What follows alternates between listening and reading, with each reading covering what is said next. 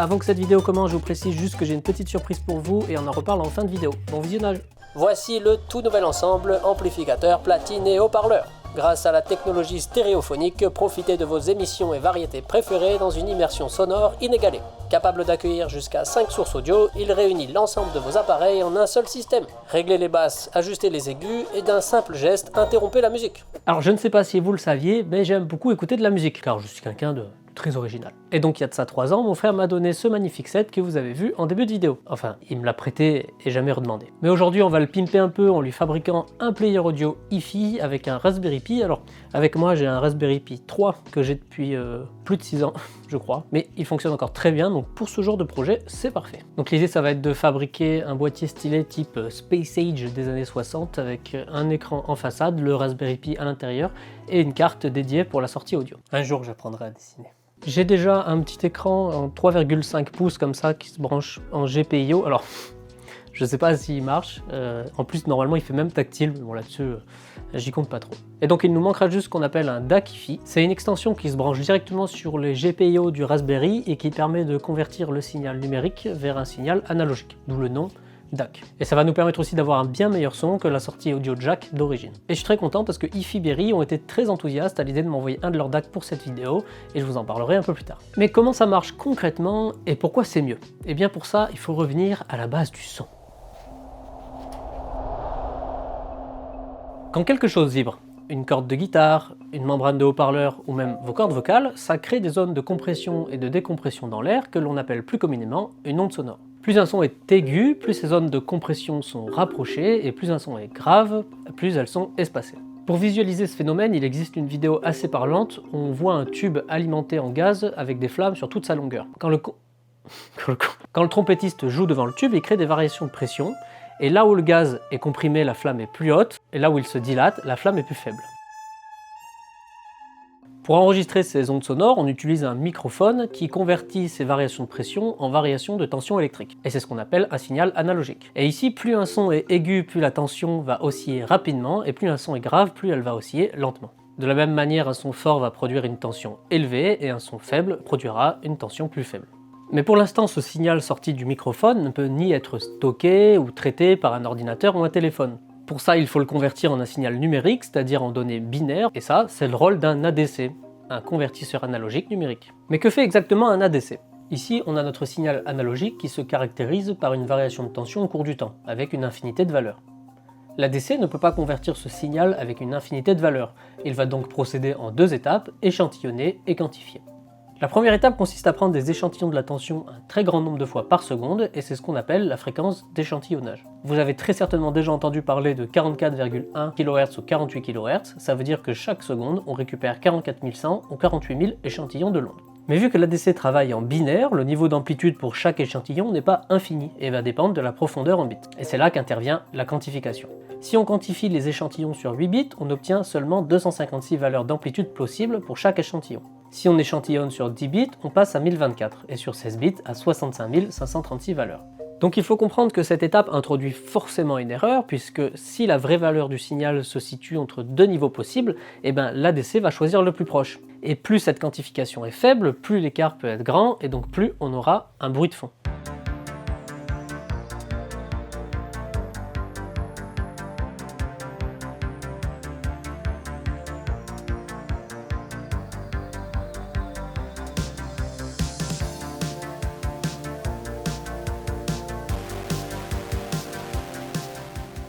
Maintenant que le son est stocké sur mon PC, j'aimerais bien pouvoir l'écouter sur des enceintes ou un casque. Eh bien c'est là qu'intervient le DAC, le convertisseur numérique analogique. Il transforme les valeurs binaires en signal analogique en reliant tous les points. En fait, il fait exactement l'inverse de l'ADC. Bon, ben alors, qu'est-ce qu'un bon DAC? Eh bien, si vous avez suivi avant, on a parlé de fréquence d'échantillonnage et de quantification. Ce qu'on va regarder en premier dans un DAC, c'est s'il est capable de traiter des signaux hi-fi, c'est-à-dire avec une fréquence d'échantillonnage de 192 kHz et quantifié sur 24 bits. Mais ce n'est pas la seule caractéristique qui fait d'un DAC un bon DAC. Ce qui va surtout nous intéresser, c'est de savoir à quel point celui-ci produit du bruit. Et oui, parce que le son analogique étant un signal électrique, il est sensible aux perturbations, et c'est ce qu'on appelle le bruit. C'est simplement des signaux indésirables qui viennent se rajouter sur le signal d'origine. Et ces signaux indésirables peuvent être causés par l'alimentation, le circuit, les composants et aussi la chaleur. Et donc utiliser un DAC externe va nous permettre de limiter ces perturbations puisqu'il ne partagera pas le même circuit que le Raspberry et sera optimisé avec des composants qui produiront le moins de bruit possible.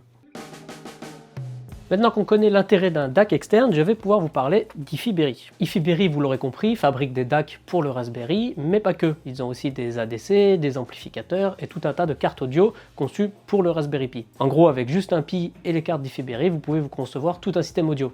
Enfin, il faudra juste penser à acheter des enceintes, sinon ça risque d'être silencieux. Ils ont aussi des boîtiers en acier prêts à l'emploi pour leurs cartes, mais surtout les modèles 3D de disponibles pour chaque carte en libre accès, et ça pour la modélisation, c'est nickel. Pour cette vidéo, ils m'ont envoyé le DAC de HD, qui est leur modèle de DAC haut de gamme. Il embarque une puce DAC de 192 kHz quantifiée sur 24 bits de la marque Burbron de Texas Instruments.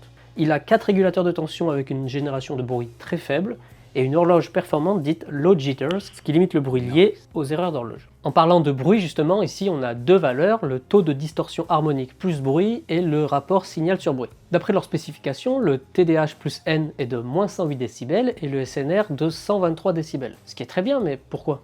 Alors pour le SNR, vous allez voir c'est très simple. Donc on a à gauche notre niveau d'amplitude en décibels. En bas, on a la plage de fréquence en fréquence ou en hertz. Donc on va envoyer par exemple un signal de 1 kHz juste ici, hop, 1 kHz. Et donc ici on a la crête de notre signal qui est au maximum, je sais pas, on va dire par exemple que c'est donc notre 0 décibel. Et en bas, donc on va avoir toute la zone de bruit, comme ça un peu des fréquences qui vont apparaître qu'on n'a pas envoyées. Typiquement par exemple le 50-60 Hz qu'on entend le fameux Et en fait ce qu'on va mesurer, donc ici, comme j'ai changé de couleur là, donc on a notre niveau, notre crête à 0 dB de 1 kHz, et on va regarder la différence, comme ça, qu'il y a de niveau entre la hauteur du signal, là, et notre niveau de bruit ici. Et en fait, on va se dire ce qu'elle est là, on va se dire, ah, tiens, là, bah, là c'est moins 110, j'y arrive. Et donc on a notre niveau de bruit qui est à moins 110 décibels, et donc en fait la différence entre 0 et moins 110, c'est 110. Et donc notre SNR, donc le rapport signal sur bruit, est de 110 décibels. Plus c'est loin, mieux c'est. Voilà. Bon, en tout cas, si vous voulez en savoir plus sur la théorie du son, je vous mettrai des liens en description. Pour la partie logicielle, alors on a déjà plein d'OS prêts à l'emploi pour transformer le Raspberry Pi en lecteur audio. Donc il y a Volumio, Picor Audio, Mood Audio et même Ifiberry OS, mais qui est encore en développement. Pour ce projet, je vais partir sur Mood Audio parce qu'il est gratuit, bien documenté et qu'il dispose de toutes les fonctions dont j'ai besoin, comme le AirPlay, UPnP ou même le Bluetooth. Le seul défaut, mais gratuité oblige, c'est qu'il ne prend pas nativement en charge les applications Tidal Connect et Qobuz. Mais sinon, on a quand même Spotify Connect de dispo. Le seul problème, c'est que Mood Audio n'est pas à jour le moment où je tourne cette vidéo et qu'il est encore corrélé à l'ancienne version de Spotify qui maintenant propose une qualité lossless. Bon, vous allez voir, pour installer Mood, c'est super simple puisque c'est intégré dans le Raspberry Pi Imager. Donc on commence par sélectionner un Pi, donc moi j'ai le Pi 3. Ensuite, pour l'OS, on descend plus bas, on va dans Media Player OS, et là, on voit Mood Audio Player. On sélectionne celui qui est là, suivant, et plus qu'à sélectionner une carte SD. D'ailleurs, j'en profite, mais si vous cherchez une bonne carte SD pour le Raspberry Pi, il existe les Samsung Pro Endurance qui sont vraiment pas mal puisqu'elles peuvent encaisser beaucoup plus de lecture-écriture. En contrepartie, elles sont moins rapides, mais c'est pas ce qu'on cherche ici. Après ça, on va pouvoir préconfigurer Mood. Donc là, il faut choisir le nom qui va être visible sur le réseau, donc moi, Adabu. Ensuite, vous mettez votre localisation. Ici, on va pouvoir choisir un nom d'utilisateur et un mot de passe pour pouvoir accéder à la session. Ensuite, on a juste à rentrer nos identifiants Wi-Fi. Et enfin, pensez bien à activer le SSH parce qu'on va en avoir besoin au début. Et pour finir, plus qu'à l'écrire sur la carte SD. Bon, là, ça peut prendre un peu de temps. Moi, ce que je vous conseille, c'est lancer pic et grimper tout en haut avec Bing Bang. Une fois que c'est bon, on va pouvoir insérer la carte SD, monter le DAC sur le Pi, l'alimenter, attendre et enfin accéder à l'interface web de Mood Audio. Pour y accéder, c'est très simple, il suffit juste de rentrer le nom qu'on a choisi tout à l'heure pour préconfigurer Mood.local. Donc moi ici, adabu.local. Donc sur l'interface, on a tous les basiques, on peut jouer, mettre sur pause, faire suivant, précédent ou encore régler le volume. En termes de source audio, alors on a une radio internet, la possibilité d'avoir une bibliothèque en local qu'on peut contrôler comme un NAS, et tout le reste, donc le AirPlay, le Bluetooth, etc. Pour les activer, c'est simple, il suffit de se rendre dans Paramètres et ensuite dans Rendu, et là on peut activer toutes les sources qui nous intéressent. Donc là maintenant, si j'essaye d'ajouter un nouvel appareil Bluetooth, on voit bien Adabu Bluetooth. Et sur Spotify, si j'essaye de diffuser la musique, il le prend bien en Bluetooth, sinon je peux sélectionner le AirPlay. Et normalement, je devrais aussi avoir le Spotify Connect, si il veut bien apparaître. Bon, ça y est, Spotify Connect apparaît enfin. En fait, il a fallu que je lance Spotify sur le PC pour ensuite le connecter à Spotify Connect, et là, il apparaît sur le téléphone. Nickel, maintenant, n'importe quelle personne qui vient chez moi peut envoyer de la musique facilement avec son téléphone. Enfin, si seulement j'avais des amis. Maintenant, on va pouvoir configurer le DAC comme sortie audio. Donc là, il faut bien rester concentré parce que c'est assez compliqué. Il faut se rendre dans les paramètres, aller dans Audio et enfin sélectionner une sortie audio. Et là, il est censé reconnaître hi-fi Berry DAC+. Voilà, c'était difficile, hein? Bon, pour la partie audio, c'est bon, mais maintenant, il faut s'occuper de l'écran tactile et ça, c'est une autre histoire. Pour vous donner une idée, voilà à quoi ressemblaient mes journées. Ah! Sur le Pi, on a 3 manières de brancher un écran, c'est soit via l'HDMI, soit via le port DSI, soit via les GPIO. Et forcément, j'ai pas choisi la plus simple. Enfin, avant ça l'était, mais plus maintenant. Sur les anciennes versions de Debian jusqu'à la 11, le fichier config était simplement dans le répertoire boot. Mais maintenant, depuis Debian 12, il est dans boot, puis firmware. Quand on utilise ce type d'écran, on installe normalement un driver qui modifie le fichier config.txt, mais qui est maintenant obsolète. J'ai essayé de changer les chemins d'accès dans les fichiers du driver, mais rien n'y fait, et qu'importe le driver que j'installe, quoi qu'il arrive, mood plante. La solution est donc de trouver un moyen de faire fonctionner cet écran sans driver. Eh bien, croyez-le ou non, mais avec juste une seule ligne de commande dans le fichier config.txt, on arrive à avoir l'image. Donc la première étape, ça va être d'accéder au Pi en SSH avec un logiciel comme PuTTY ou directement depuis un terminal. Donc on renseigne l'adresse IP. Ouh là là, attention, je vais me faire pirater. Ensuite, donc ici on peut se connecter avec les identifiants qu'on a choisis avant d'installer Mood sur la clé. Donc une fois connecté en SSH sur le Pi, on va pouvoir aller modifier le fichier config.txt avec cette commande. Et donc ici, on va pouvoir ajouter cette petite ligne toute bête DT overlay PScreen DRM, quitter, enregistrer, faire un petit reboot, et c'est bon.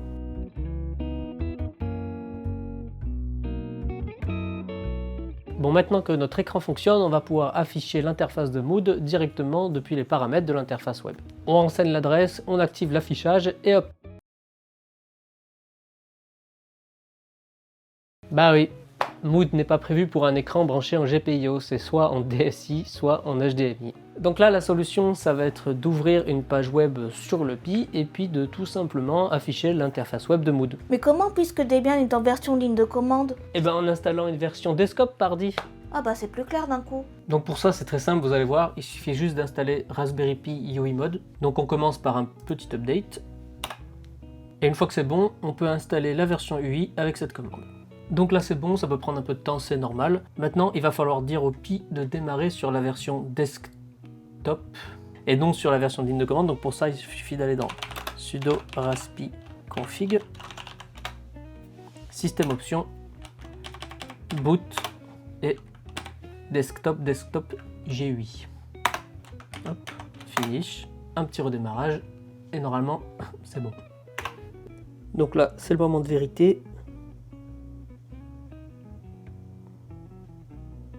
Oh, let's go, ça marche. Donc maintenant, il ne nous reste plus qu'à afficher l'interface web de Mood. Donc pour ça, d'abord, il faut déverrouiller la session du Pi, donc avec un clavier branché dessus.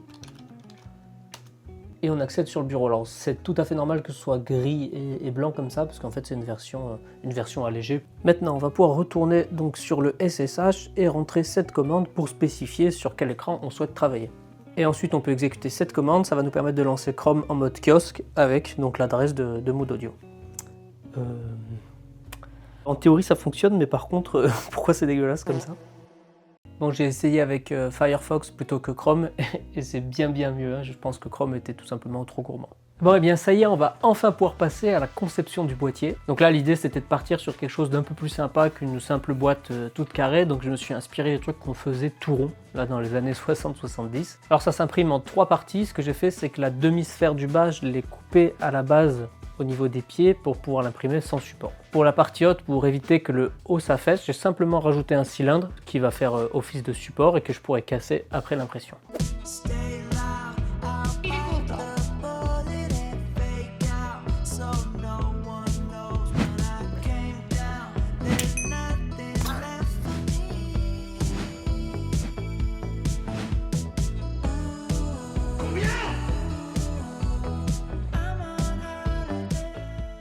Bon, moment de vérité, est-ce que le Pi rentre bien? Oui, et en plus les filetages sont nickel. Le DAC passe aussi très bien et les interfaces sont accessibles. Par contre l'écran c'est pas la même histoire, ça force un peu. Je vais pas réimprimer une pièce en ponçant, ça devrait passer, mais avant d'imprimer la pièce du haut, je vais la modifier.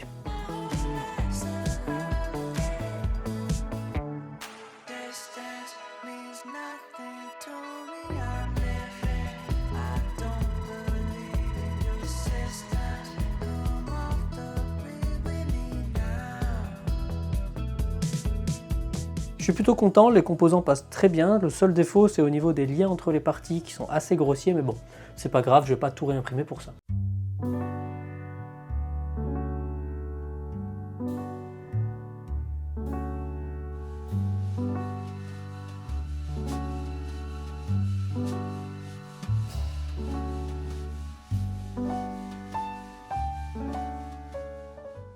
Avant de finir cette vidéo, j'organise un petit giveaway. Comme Ifiberry m'ont aussi envoyé le DAC de Pro, je me suis dit pourquoi pas vous le faire gagner. Pour participer, il suffit seulement de commenter « Je participe », vous pouvez écrire n'importe quoi en plus, c'est simplement pour que je puisse distinguer ceux qui participent. Au niveau des conditions, je vous laisserai lire la description, sachez juste... Je ne vous demanderai jamais d'informations bancaires, ce concours est totalement gratuit, donc faites attention à qui vous contacte. Sinon en attendant, j'espère que la vidéo vous aura plu, n'hésitez pas à vous abonner, liker, commenter, et moi je vous dis à la prochaine.